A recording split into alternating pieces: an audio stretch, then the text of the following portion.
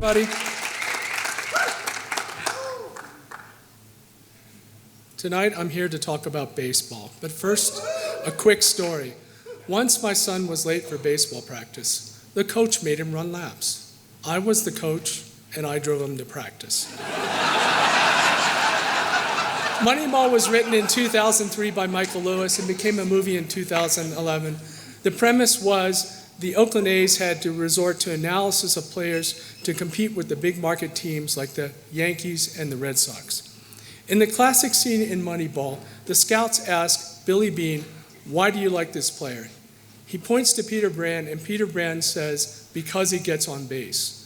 We applied the Moneyball principles to youth baseball tournaments. Batting average, pretty self-explanatory. A walk is when your pitcher throws you 4 balls before you get 3 strikes. And my favorite, hit by pitch. We actually practiced it using tennis balls. The kids hated it, but it helped us win games. On-base percentage calculates what percentage of the time you get on base. Slugging percentage is your power number. It's your ability to drive in runs. These are your 2 critical stats for your baseball players. Where do you get these stats? You get them from Game Changer. If you're a new coach, you look at last year's data.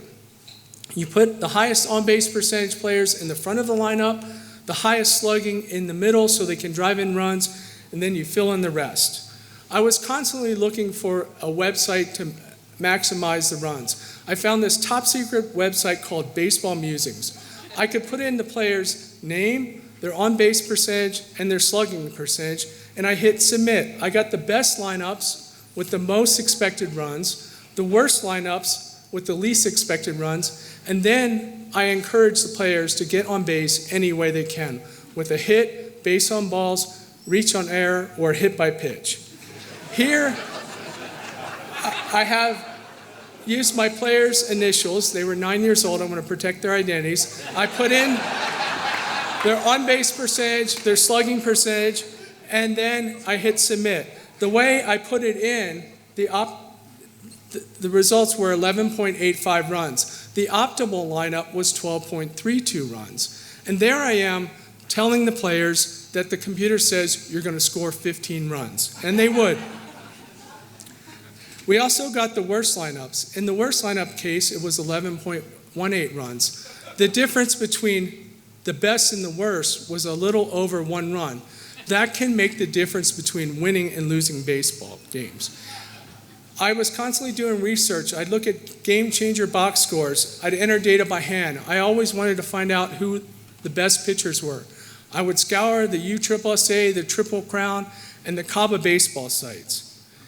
In our first travel team tournament, we were in the championship game, a few games before the championship game. I saved our best pitcher for the finals, and then we beat a team that we had lost to earlier in the tournament. Pitch count rules are critical. You want to maximize your pitching. Time limits are also important. You want to have a timekeeper. They change in different tournaments. And your goal is to get to the championship game and to see what happens. What is your secret weapon?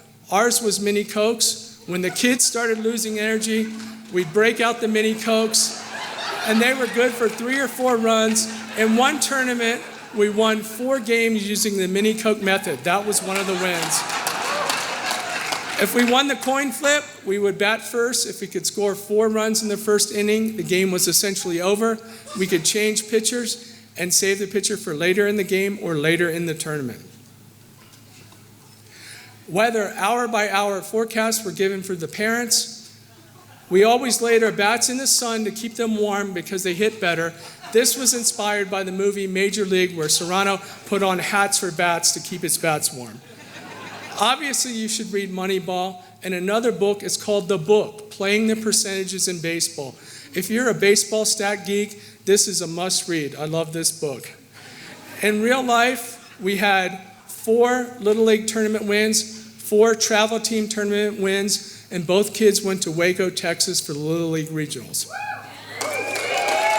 In one of the state championship games, we had an epic Moneyball win where we had lost to a team 5 out of 6 times, including 15-1 loss the day before. In the last inning, we had a walk, out, reach on air, hit by pitch, and a double, and a walk-off win, and there were your state championships. Thank you.